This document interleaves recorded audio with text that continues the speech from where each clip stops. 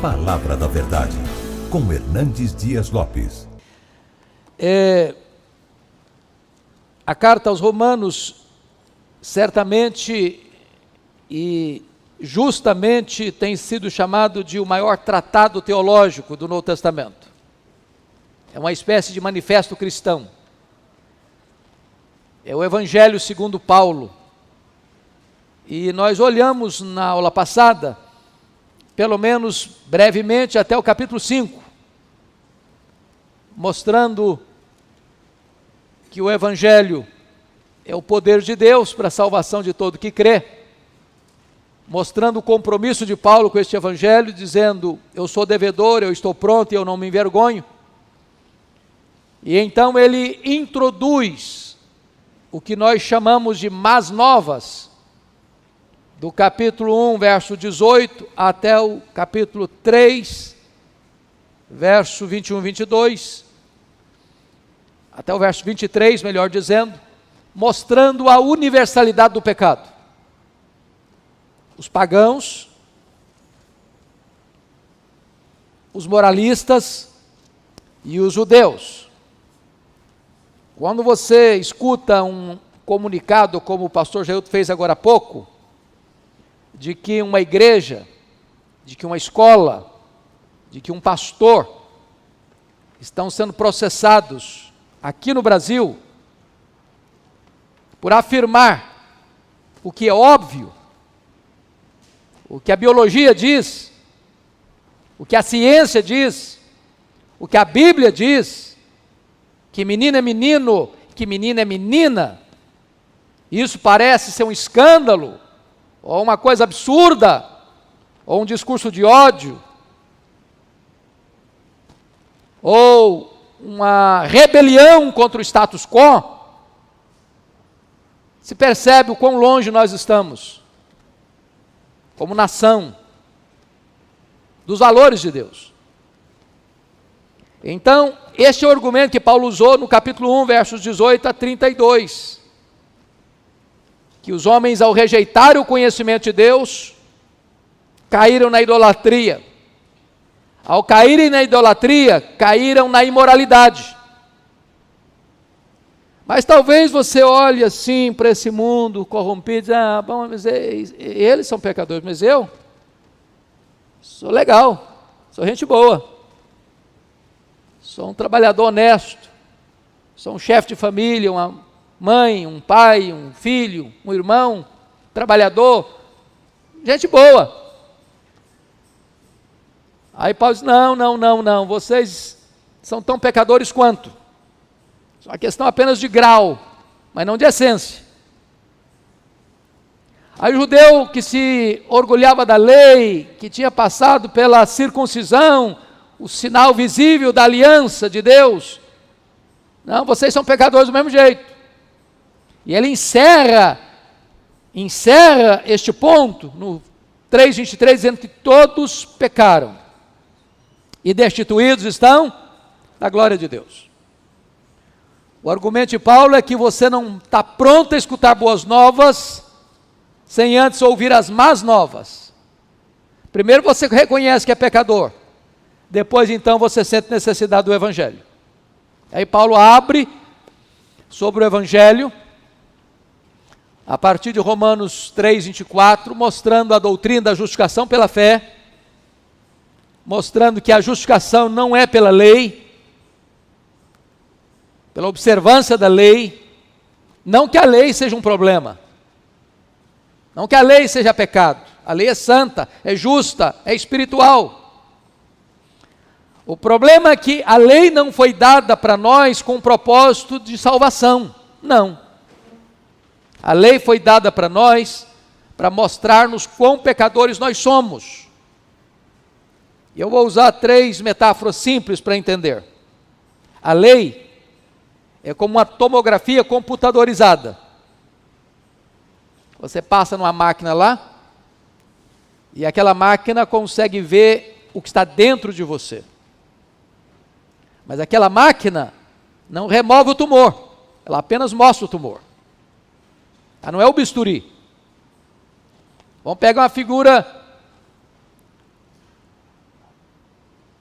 por exemplo, de alguém que está caminhando lá na roça, numa trilha, e acende uma lanterna e vai iluminando o caminho.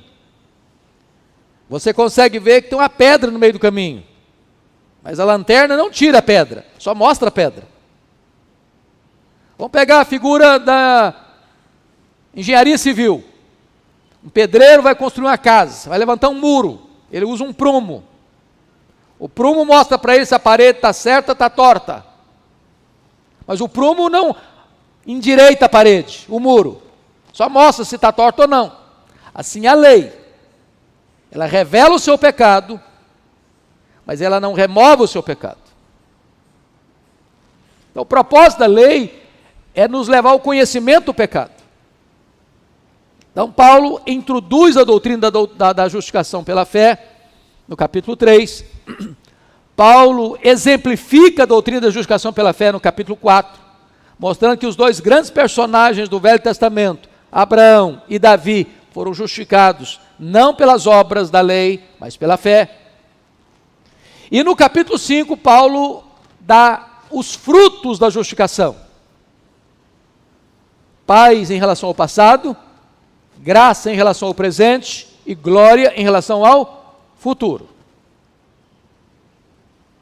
Isso nós vimos na aula passada. Agora, vamos dar uma olhadinha a partir daqui no capítulo 6. No capítulo 6, o apóstolo Paulo vai mostrar o reinado da graça. Só que, se você ler Romanos 5, confira lá comigo, por favor.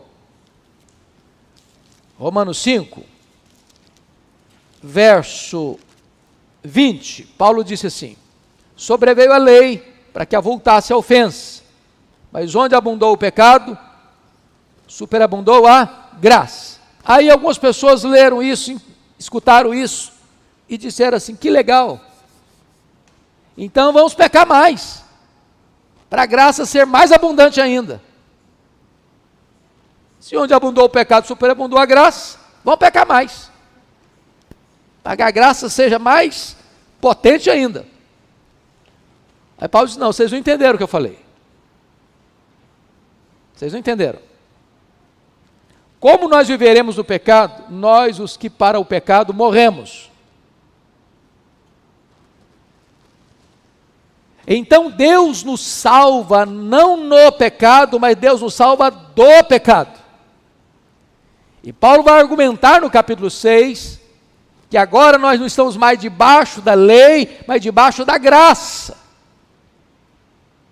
Não para vivermos sob o reinado do pecado, mas sob o domínio da graça. E eu queria destacar 3 palavras aí no capítulo 6, que penso ser o resumo deste capítulo. A primeira palavra, o primeiro verbo, está aí, preste atenção, no verso de número 6. Sabendo isso.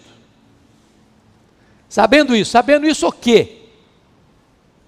Que foi crucificado com ele o nosso velho homem, para que o corpo do pecado seja destruído e não servamos o pecado como escravos. Você tem que saber isso. Isso é matéria de cognição, de conhecimento, de entendimento. A nossa fé não é apagar sua inteligência, não é desligar o botão do seu saber, da sua razão, da sua compreensão. Não é coisa mística, não é calafrio na espinha, não é emocionalismo, é saber. Você tem que saber isso. Saber o quê? Você foi crucificado com Cristo, você morreu com Ele. Então você não vai mais viver para o pecado se você morreu com Ele, você foi crucificado com Ele. Você estava lá, não na cruz da direita e nem na cruz da esquerda, você estava lá na cruz do centro. Você morreu com Ele. Agora, a segunda palavra, o segundo verbo, está aí no versículo, confira comigo, por gentileza, versículo 11. Assim também vós considerai-vos mortos para o pecado. A ideia aqui é que você vai andar com a certidão de óbito no bolso. Quando o pecado vier seduzir, trazendo uma bandeja cheia de iguarias deliciosas, entre aspas, e propor para você, experimente.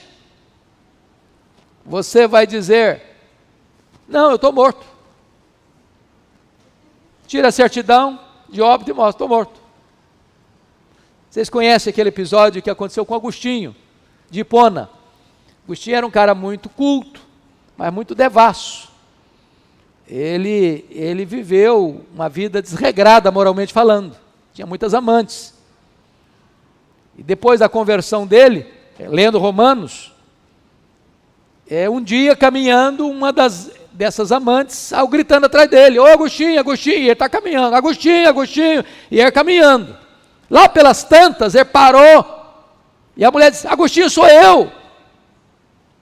Ele respondeu: mas eu não sou eu mais, eu morri. Quase que a mulher sai correndo pensando que estava com um fantasma.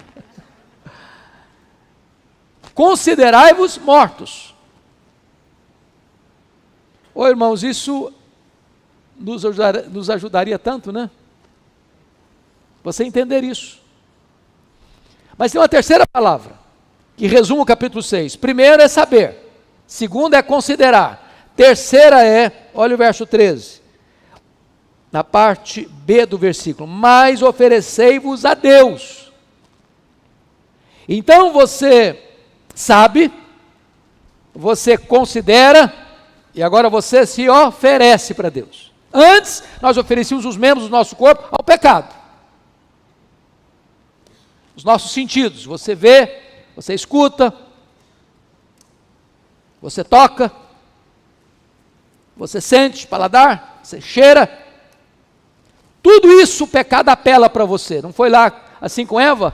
Ela olhou para o fruto e achou coisa boa, agradável aos olhos, agradável ao paladar, agradável ao coração, vai fazer bem, vai dar prazer. Então, Paulo diz o seguinte: ofereça tudo isso, seu corpo, os membros do seu corpo, seu ser, para Deus, não mais para o pecado. Quando chega no capítulo 7, e eu estou passando bem panorâmico mesmo.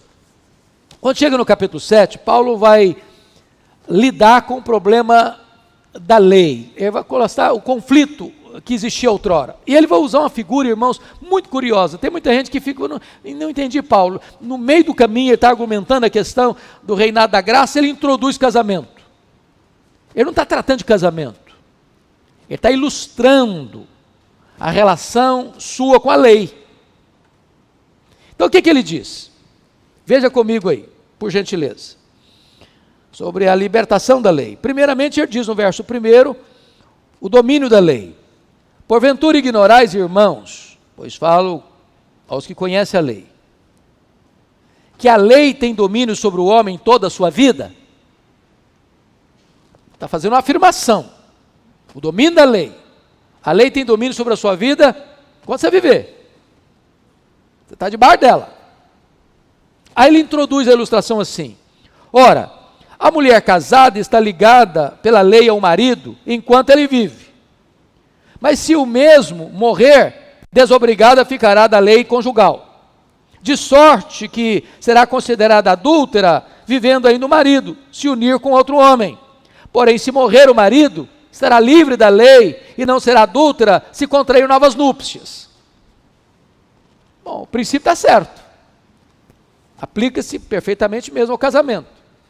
Então a mulher está ligada ao marido enquanto ele viver. Se o marido vive ainda e ela vai morar com outro homem ou ter relação com outro homem, ela é considerada o quê? Adúltera. Mas se o marido morrer, ela está ali para casar com outro homem. Fica livre do jugo conjugal. Paulo está usando essa ilustração do relacionamento conjugal para mostrar a relação nossa com a lei. Porque a lei tem domínio sobre você enquanto você viver. Você está casada com ela. Quem é a lei? É o marido. Pensa num marido bom. Pensa num marido santo. Pensa num marido que não erra de jeito nenhum. Agora, pensa numa mulher complicada. Pensa numa mulher atabalhoada. Pensa numa mulher que não agrada esse marido nem um dia sequer. Pensa num casamento turbulento. Esse é o casamento meu, seu, com a lei. A lei é santa, a lei é espiritual, a lei é justa. Esse marido é tão bom, tão bom, tão bom que ele não morre. Pronto. Você não consegue ficar livre dele. Qual foi a solução? Para resolver essa pendenga? A mulher morreu. A mulher morreu. Preste atenção nisso. Nós não cremos em casamento depois da morte, viu, gente?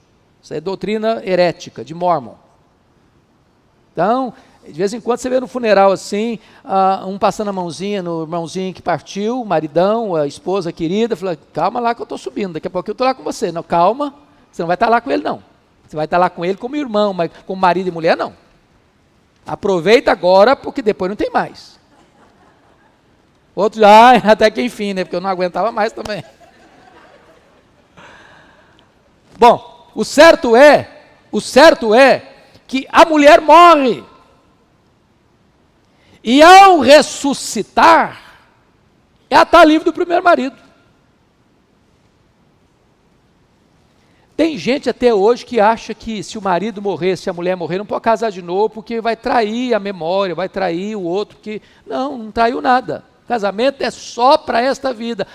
É até que a morte os separe. Preste atenção no que eu vou dizer. Marido e mulher são uma só carne, mas não são um só espírito. Porque se fosse um só espírito, aí não podia casar mesmo. Mas são uma só carne. Então, na linguagem de Paulo, a mulher ressuscita e se casa de novo com outro marido chamado Jesus Cristo. Nós morremos com ele e nós ressuscitamos com ele para uma novidade de vida. Esse é o reinado da graça, irmãos. Que verdade bendita. Que verdade preciosa. Então, no capítulo 8, Paulo vai mostrar para nós que agora, se estamos em Cristo, casados com Ele, em profundo relacionamento com Ele, diz ele aí agora, já nenhuma condenação há mais para aqueles que estão em Cristo Jesus, nosso Senhor. E aí ele vai trazer um relato longo, no capítulo 11, no capítulo 8, do ministério do Espírito Santo na nossa vida. O Espírito Santo nos liberta da escravidão, no versículo 2. O Espírito Santo nos capacita a obedecer à lei, no versículo 4. O Espírito Santo nos predispõe à santidade, nos versos 5 a 8. O Espírito Santo habita em nós, no versículo 9. O Espírito Santo vivifica o nosso espírito, no versículo 10. O Espírito Santo dará vida ao nosso corpo, no versículo 11. O Espírito é o nosso credor, pois somos devedores dele, no versículo 12, o Espírito Santo nos capacita a triunfar sobre o pecado, no versículo 13, o Espírito Santo nos orienta como filhos de Deus, no versículo 14, o Espírito Santo nos dá garantia da adoção, no versículo 15, o Espírito Santo é testemunha da nossa filiação, no versículo 16, e o Espírito Santo é o penhor da nossa herança gloriosa, no versículo 17. Se a palavra eu dominou o capítulo 7, o Espírito Santo domina o capítulo 8. E agora Paulo vai tratar de 3 gemidos no capítulo 8. O gemido da natureza, os gemidos da igreja, e os gemidos do Espírito Santo. Isso é incrível, porque a queda, irmãos, de Adão e Eva, não trouxe consequências maléficas apenas para a raça humana, mas trouxe para toda a criação. E Paulo diz que a natureza está gemendo, contorcendo-se de cólicas, de dores intestinais, aguardando a redenção dos filhos de Deus, aguardando a volta do Senhor Jesus Cristo, quando haverá novos céus e nova terra. E aí Paulo diz que a igreja também está gemendo, mas não é o gemido do desespero, é o gemido da mulher que está para dar à luz. Quando a mulher está gemendo de dor, a dor do parto, não é dor de desespero, é dor para dar à luz um filho, e aí está a sua alegria. E agora Paulo vai dizer que a igreja está como que na ponta dos pés, aguardando a volta de Jesus, dizendo: Maranata, ora vem, Senhor Jesus. E Paulo vai dizer que o Espírito Santo que habita em nós também está gemendo. Gemendo de 3 maneiras, ou intercedendo por nós de 3 maneiras, com gemidos inexprimíveis, de maneira intensa, sobremaneira, e de forma eficaz, porque Ele intercede por nós segundo a vontade de Deus. Quando Paulo conclui esse assunto, ele vai mostrar de uma maneira belíssima o projeto de Deus na sua vida. Quando no verso 28 ele vai dizer que todas as coisas cooperam para o bem daqueles que amam a Deus, daqueles que são chamados segundo o seu propósito. Quando ele vai dizer no versículo 29 que Deus nos predestinou para sermos conformes à imagem do seu Filho, para que ele seja o primogênito entre muitos irmãos. Isso é muito bonito, porque preste atenção, vamos entender aqui. O que diz João 3,16? Deus amou o mundo de tal maneira que deu o seu Filho unigênito. Mas aí Jesus Cristo veio, morreu na cruz, e ao ressuscitar, e enviar o Espírito Santo, agora temos muitos outros filhos de Deus. Lembra da vara seca de Arão que floresceu? E arrebentou em amêndoas maduras? Pois agora esta amendoeira é a igreja. Você e eu começamos a nascer como filhos de Deus. E agora Jesus nos é apresentado não mais como o unigênito, mas como o primogênito entre muitos irmãos. Então você é filho de Deus. É claro que não na mesma categoria ou substância de Jesus. Porque embora você e eu sejamos filhos de Deus, nós nunca seremos participantes no sentido dos atributos que só Deus os tem. Há atributos que Deus tem, não repartiu, nem repartirá, nem com anjos, nem com a igreja. Quais são esses atributos? Só Deus é autoexistente, só Deus é imenso, só Deus é infinito, só Deus é eterno, só Deus é imutável, só Deus é onipotente, só Deus é onipresente, só Deus é onisciente, só Deus é transcendente, só Deus é soberano. Porém, nós seremos filhos de Deus, membros da família de Deus. E aí Paulo vai introduzir o versículo que é considerado a corrente, os elos da corrente da graça, no verso 30. Aos que Deus predestinou, a esses Deus também chamou, aos que chamou, a esses também justificou, aos que justificou, a esses também glorificou. Então, se você olhar, você está indo de ponta a ponta, de eternidade a eternidade. A gente não compreende bem essas coisas logicamente, porque é como se houvesse eternidade pretérita e eternidade futura, e no meio o tempo, a história. Quando é que Deus escolheu você? Antes da fundação do mundo. Aí Ele cria, aí acontece a queda, e aí acontece a história da redenção. E nessa história da redenção, o Deus que predestinou você, chamou você. E esse Deus que chamou você, justificou você. E esse Deus que justificou você, glorificou você. E aqui está um ponto lindíssimo, porque glorificação é um fato futuro. Se dará na segunda vinda de Cristo. Mas Paulo não errou nem na teologia, nem na gramática, porque coloca a glorificação como um fato consumado. Aos que Deus justificou, a esses Deus também glorificou. O que significa isso? Significa que Deus não usa rascunho nos seus planos. Deus não precisa fazer upgrade nos seus planos. Deus não precisa atualizar seus planos. O plano de Deus é eterno, imutável, não pode ser frustrado. Se Deus predestinou você, se Deus chamou você, se Deus justificou você, na mente dEle, nos decretos dEle, você já está glorificado.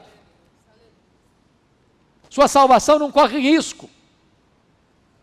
Irmãos, esta é uma doutrina tão bendita, tão consoladora, que tantos crentes no Brasil e no mundo deixam de desfrutar. Pense você o seguinte: se a minha salvação dependesse das minhas emoções, um dia eu estaria salvo, outro dia eu estaria perdido. Tem dia que você está assim para baixo? Ou só eu que fico assim? Tem dia que eu fico meio assim, meio brocochô.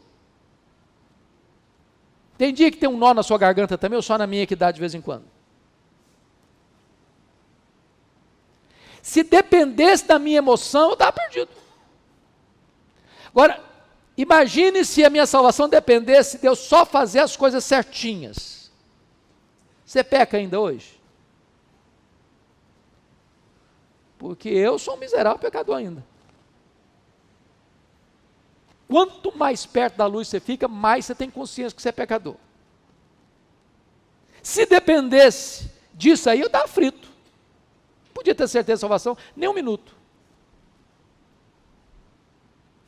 Sabe o que me espanta?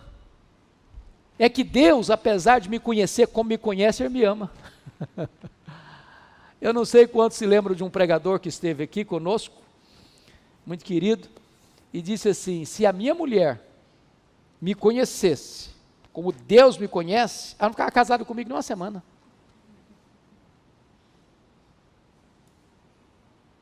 Porque nem eu me conheço. Eu fico pasmo comigo mesmo algumas vezes. Deus me conhece por dentro, por fora, Ele conhece a minha palavra antes de eu falar, Ele conhece os meus pensamentos antes deles virem à minha cabeça. E Ele me ama assim mesmo. E a minha salvação está segura, não é por aquilo que eu fiz, é por aquilo que Ele fez. A garantia da nossa salvação, irmãos, está nas mãos de Deus, é Ele que conhece os que lhe pertencem. Ele quem dá salvação, Ele quem predestina, Ele quem chama, Ele quem regenera, Ele quem converte, Ele quem justifica, Ele quem sela, Ele quem dá a santificação, Ele quem dá o arrependimento para a vida, Ele quem glorifica, Ele que faz tudo. Então descobrir à luz das Escrituras essa verdade traz paz. Agora, algumas pessoas rejeitam essa doutrina, sabe por quê? Porque não entendem.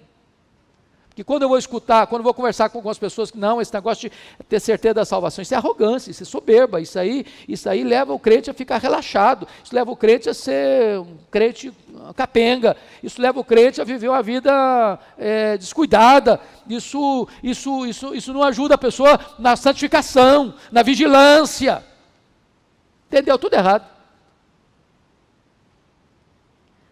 A perseverança da salvação, irmãos, não é uma licença para a gente viver uma vida relaxada, não. Não. Deus nos escolheu para sermos santos, irrepreensíveis. Deus nos salvou, não no pecado, mas do pecado. De tal maneira que se alguém serve dessa doutrina, pois não, eu estou salvo, deixa eu viver minha vidinha, deixa a vida me levar, no final vai dar tudo certo, Deus é misericordioso, vai tudo resolvido, eu posso viver o que eu quiser, e não vai ter nada de consequência, porque a minha salvação está garantida mesmo. Esse não é o pensamento de um crente, não. Não. Se uma pessoa está pensando assim, o problema dela é que ela nunca foi salva. Quem foi salvo não ama mais o pecado, não faz provisão para o pecado, ele peca mesmo, mas ele não gosta do pecado, ele peca e fica triste, ele peca, fala, meu Deus, tem misericórdia de mim, ele se arrepende, ele confessa, ele abandona, ele larga para lá. E aí Paulo vai trazer no capítulo 8 ainda as 5 perguntas retóricas. Se Deus é por nós, quem será contra nós? Aquele que não poupou seu próprio filho, antes por todos nós o entregou, porventura não nos dará graciosamente com ele todas as coisas? Quem tentará acusação contra os eleitos de Deus? É Deus que os justifica. Quem os condenará? É Cristo Jesus, quem morreu antes, quem ressuscitou, o qual está à destra de Deus, também intercede por nós. Quem nos separará do amor de Deus que está em Cristo Jesus? Será tribulação, ou perseguição, ou angústia, ou nudez, ou perigo, ou fome, ou espada? Somos mais do que vencedores por meio de todas essas coisas? Eu estou certo que nem a morte, nem a vida, nem anjos, nem principados, nem poderes, nem altura, nem profundidade, nem qualquer outra criatura poderá separar-nos do amor de Deus que está em Cristo Jesus, nosso Senhor. Segurança. Segurança. No capítulo 9, Paulo vai tratar da eleição de Israel. Ele desejou ser anátema, para que o seu povo fosse salvo. Paulo era aquele pregador de olhos molhados e coração quebrado. Eu concordo com o Dr. Mark Lloyd Jones, quando ele disse que uma coisa é você amar a pregação, outra coisa é você amar as pessoas para quem você prega. Nós deveríamos pregar com os olhos molhados, como se estivéssemos pregando a última mensagem da vida para alguém que está morrendo, com esse senso de urgência. Paulo retrata então a gloriosa doutrina da eleição de Israel. No capítulo 10, ele trata do pecado de Israel. No 9 ele olha para trás, no 10 ele olha para o presente, e no 11 ele olha para a restauração de Israel, ele olha para o futuro. E o capítulo 11 talvez seja o capítulo mais complexo de Romanos. Aliás, se você der uma olhadinha na Bíblia, parece que o capítulo 11 é o capítulo complicado da Bíblia. Por exemplo, você pega o capítulo 11 de Neemias. Quando estava expondo Neemias aqui, eu confesso para vocês, pastor Daniel, que eu gemi. E estava chegando quarta-feira, que a gente fazia exposição na quarta-feira, estava chegando quarta-feira, eu não entendi o capítulo. E lia, e buscava, e lia mais um comentário, e lia outro, e não entendi. Eu falei, meu Deus, eu vou fazer o que quarta-feira? É complicadíssimo. É complicadíssimo. Mas se você for para Daniel 11, é pior ainda. Daniel 11 é uma pedreira. Daniel 11 é a profecia do período interbíblico. Complicadíssimo. Aí você vai para Romanos 11, você fica pasmo, aí pronto, aí você se desarticula de vez. Mas ele está mostrando o plano futuro de Israel. Se a rebeldia de Israel trouxe salvação para nós, a restauração de Israel talvez traga glorificação para a igreja. Mas, quando Paulo conclui o 11, desta majestade, desta soberania de Deus na salvação da sua igreja,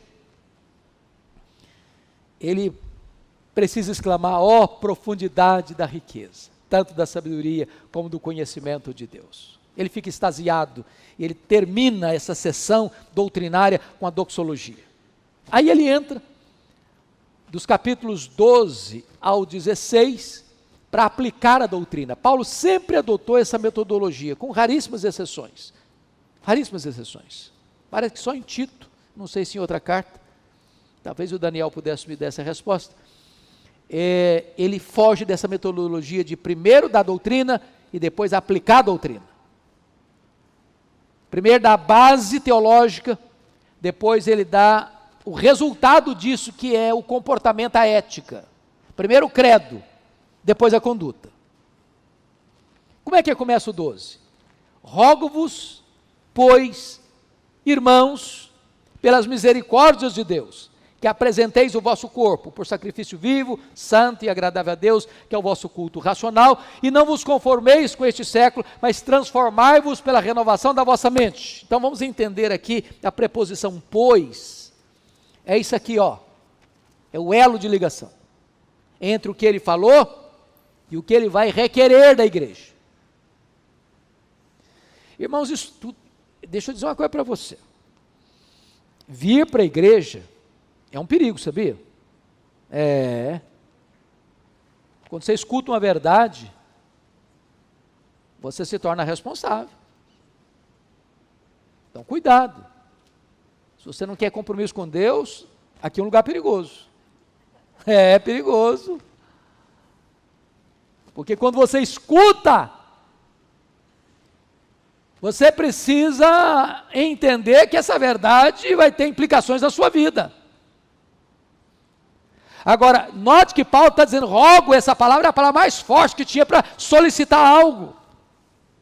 Rogo-vos, pois, pelas misericórdias de Deus. O que é as misericórdias de Deus? Tudo que ele ensinou até ali. Que apresenteis o vosso corpo. Ou seja, com a morte de Cristo, você varreu do altar os animais mortos, agora é você que se entrega. Como sacrifício vivo, santo, agradável a Deus, que é o vosso culto racional, ou seja, essa liturgia cultica do culto coletivo que nós temos aqui, não encerra a nossa vida cultica. O que você faz na sua casa, no seu trabalho, no seu lazer, também é adoração a Deus. Como dizia Lutero, você trafega do campo para o púlpito com a mesma devoção. Então não pense que ser pastor é mais espiritual do que o médico, do que o engenheiro, do que o advogado, do que o comerciante, do que o industriário, do que o empresário, do que o professor, do que o que luta lá no campo com a enxada na mão. Você glorifica a Deus com o que você faz. Você cultua a Deus. Agora, eu só queria chamar a atenção para 3 palavrinhas aí. E aí eu quero entrar para concluir, mostrando quais são as implicações desses capítulos 12 a 16. Notem vocês que Paulo diz assim, não vos conformeis, mas transformai-vos pela renovação da vossa mente. Então, se pensar em português, a palavra conformar e transformar, me ajudem no português. Qual a raiz dessas 2 palavras? Forma. Ok. Na língua grega haviam 2 palavras para forma, distintas. Na língua portuguesa não tem, mas na língua grega tem.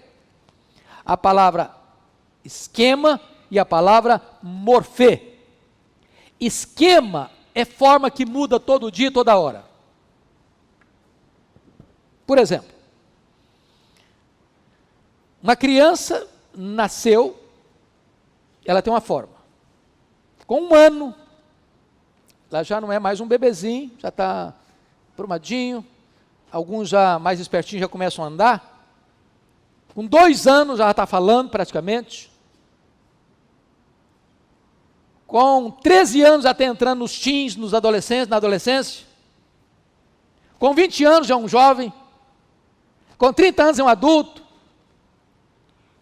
Para mim a tristeza com 60 entra na terceira idade. Pronto, aí não adianta mais, você é para pegar fila do idoso, não tem problema nenhum.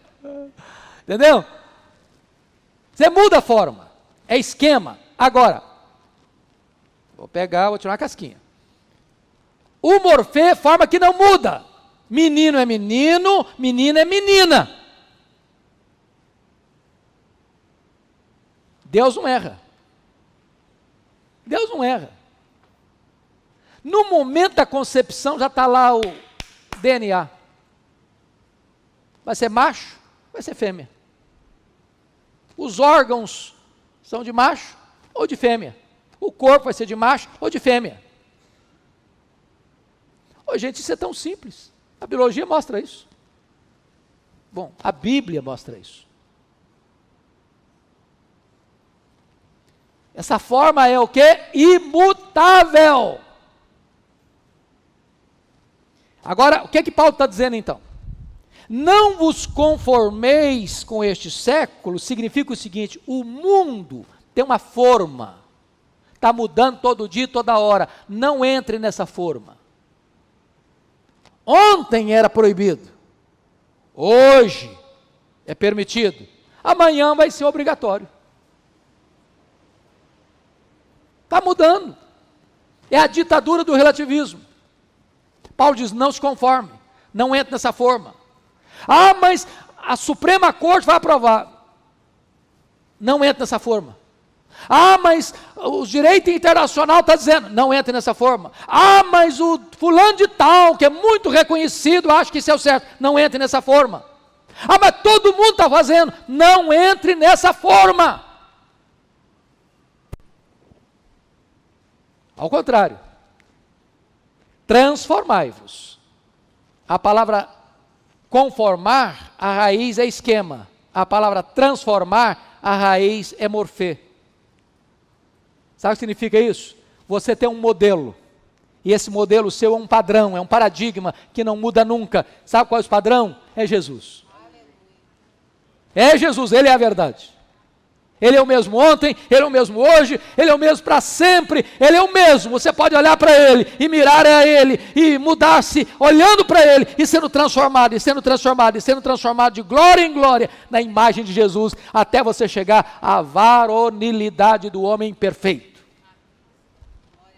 Bom, então deixa eu ser breve agora para fechar.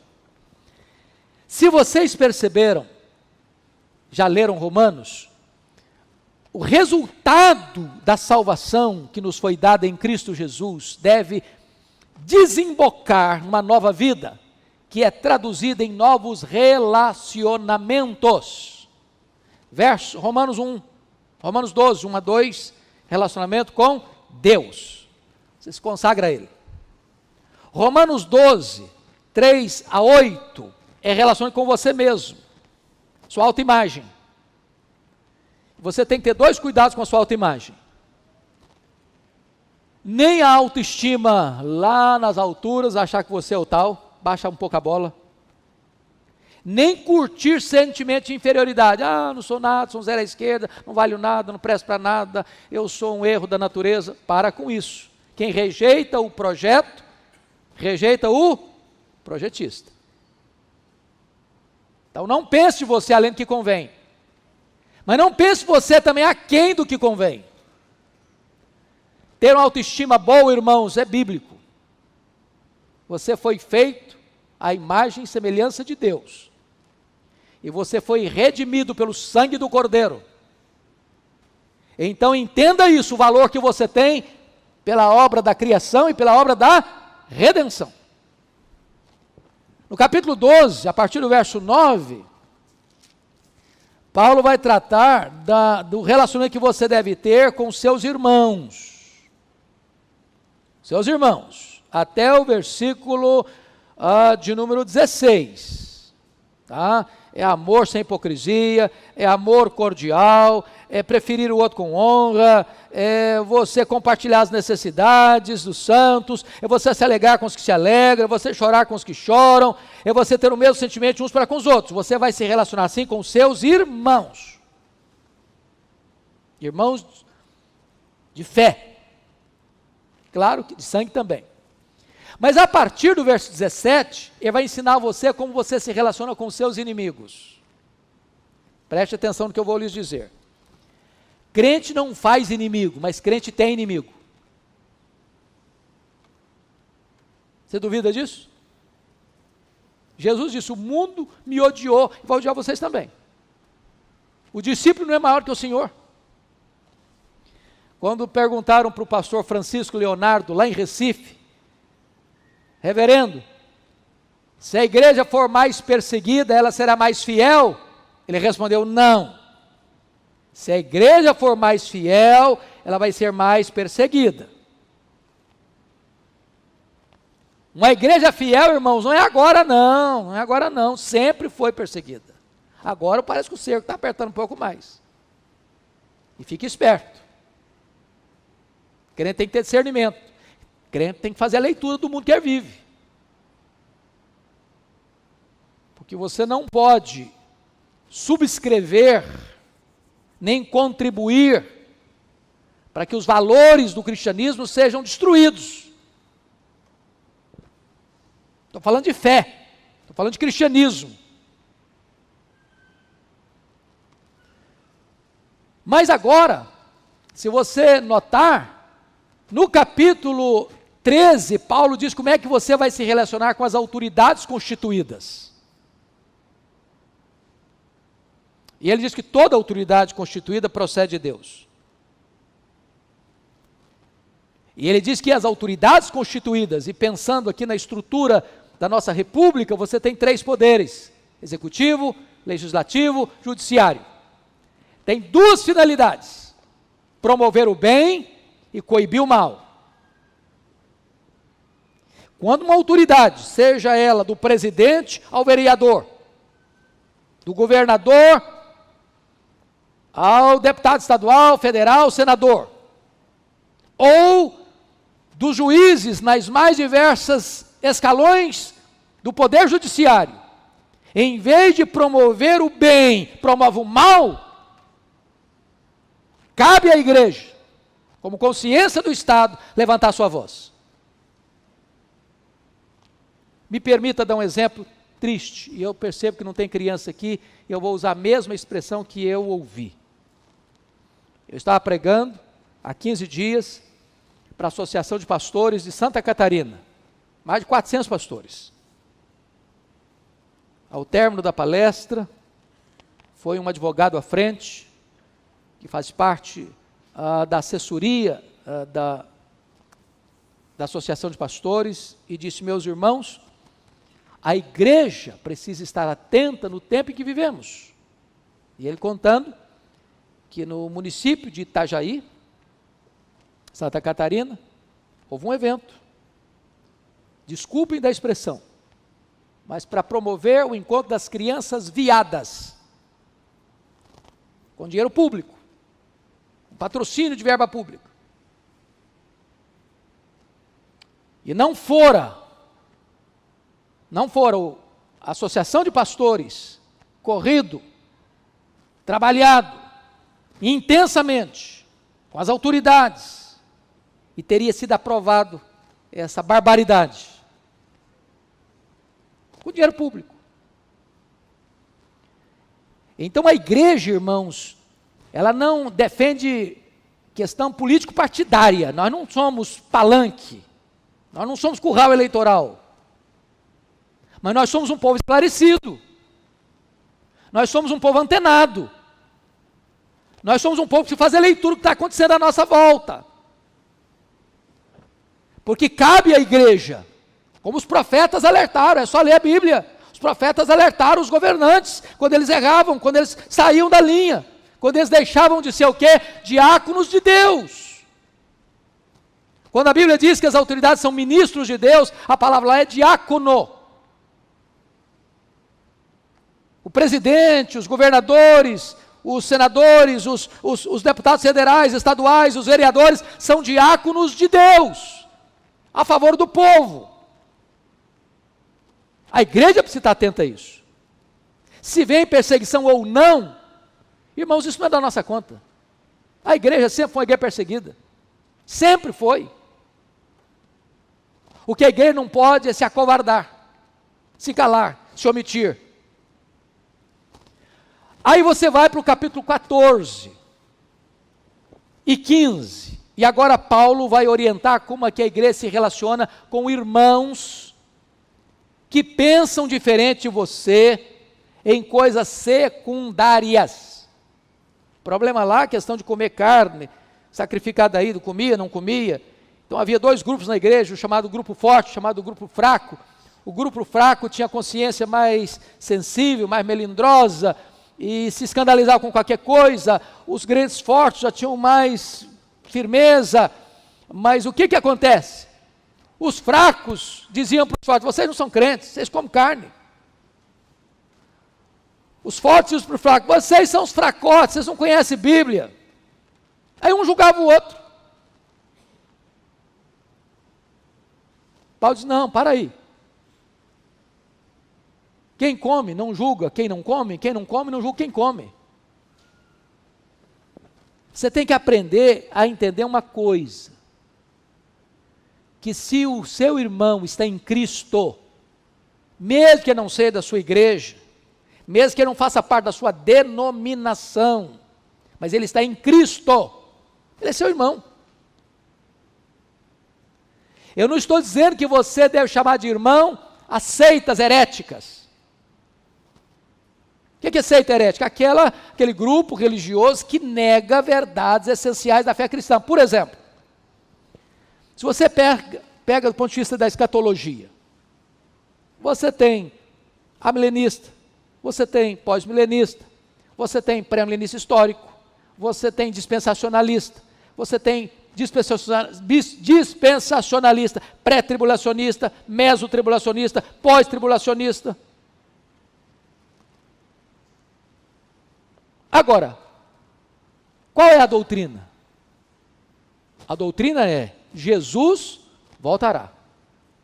Aí não dá para negociar. Não, Jesus não volta não. Não dá para negociar. Qual a doutrina? Os mortos vão ressuscitar. Não dá para negociar isso. Qual a doutrina? Juízo final. Vai ter juízo, vai ter julgamento. Não, não vai ter juízo não. Não dá para negociar. Não, quem não creu vai ser exterminado, aniquilado, não vai ter inferno não. Não dá para negociar. Vai ter penalidades eternas e bem-aventurança eterna. Isso é doutrina, isso na linguagem jurídica é cláusula pétrea. Não dá para mexer. Agora, se o seu irmão é pré-milenista, ou ele é amilenista, ou ele é pós-milenista, são pontos de vista. Eu sou amilenista convicto, graças a Deus. Acho que é a melhor posição. Mas respeito quem pensa diferente de mim, pronto. Vou para o céu do mesmo jeito, porque fomos ambos salvos pela graça. Isso significa, irmãos, que o reino de Deus é maior do que a nossa igreja, o reino de Deus é maior do que a nossa denominação. Tem que aprender a conviver. E aí Paulo conclui a sua carta, no capítulo 16, com a mais longa lista de saudações. E basicamente ele está ensinando algumas coisas. Você deve ter o coração aberto, as mãos abertas, o bolso aberto, a casa aberta, os lábios abertos, a alma aberta para acolher. Crente é generoso. Não combina crente suvina, mão de vaca, pão duro, que dá tchau assim, ó. Não, combina não. Crente é abençoador. E aí, queridos, a bênção é o seguinte, que este é o poder do Evangelho. Ele informa e transforma. Ele fala à sua mente e ao seu coração e move a sua vontade para fazer a vontade de Deus. Que Deus nos ajude, que Deus nos abençoe e que vocês continuem estudando a Bíblia com apego, com amor, com zelo, com entusiasmo. Não apenas para serem meros leitores, porque é uma bem-aventurança, bem-aventurados que leem. A outra bem-aventurança, bem-aventurados que ouvem. Mas bem-aventurados são aqueles que praticam, porque nós não podemos ser aqui meros ouvintes, mas praticantes da palavra de Deus. Deus abençoe.